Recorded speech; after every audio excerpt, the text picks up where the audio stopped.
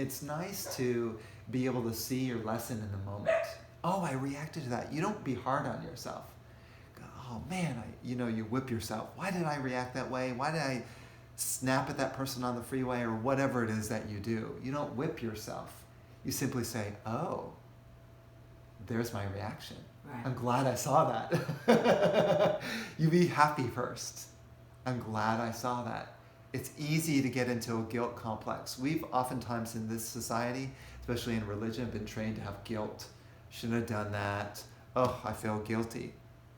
It's like, man, if you're going to eat a donut, enjoy the donuts. Right. Don't just whip yourself eating the donut. Say, you know what? I really want a donut right now. I'm going to enjoy it. Not be hard on myself because I want to be spiritual and reject the donut. Anna Foster. It's so good. So just the whipping and and I have a tendency to be harsh on myself because I have a strong monk life. Past lifetimes, monks are often trained to whip themselves when they sin. Oh. When they sin, you've heard it, like they scratch themselves. I don't know what they do. They have like a little whip and they hit themselves. Many of the monks have lived that way. So I'm trying to break out of harshness.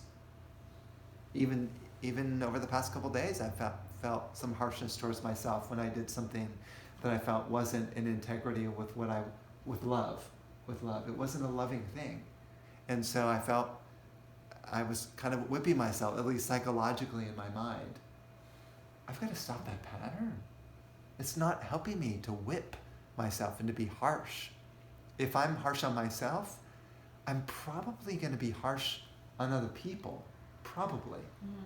If I tend to be critical towards myself. So instead I say, Brian, you're allowed to make mistakes. Like, you're learning. And some situations are hard for you. So let's be kind on yourself. And just, I'll make it an intention the next time a situation like this comes, I'll be kinder, I'll be nicer, I'll be more loving. I'll check myself, I'll stop my reaction, maybe do a little bit of breathing, whatever it is I can do to soften myself in the moment, and then enter into that situation. And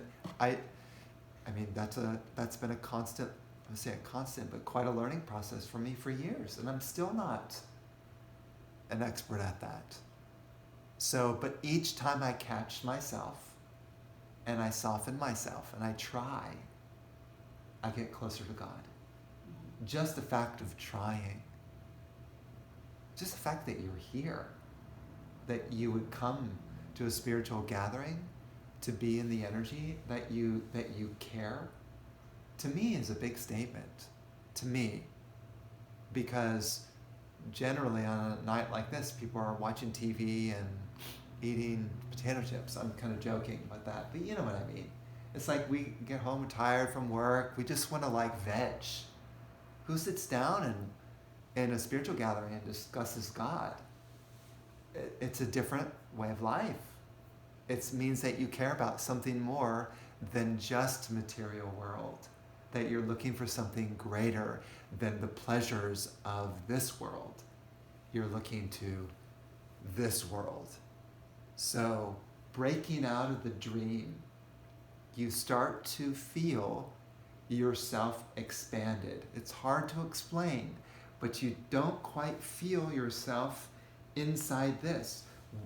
Why are we always pointing to this and saying, I'm inside here? What if this started to soften? That's why you soften your reactions. That's why you improve the health of your body, because this whole thing gets soft. And you realize, oh my God, consciousness is just not in here.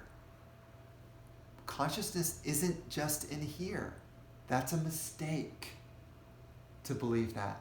Consciousness is running through everything.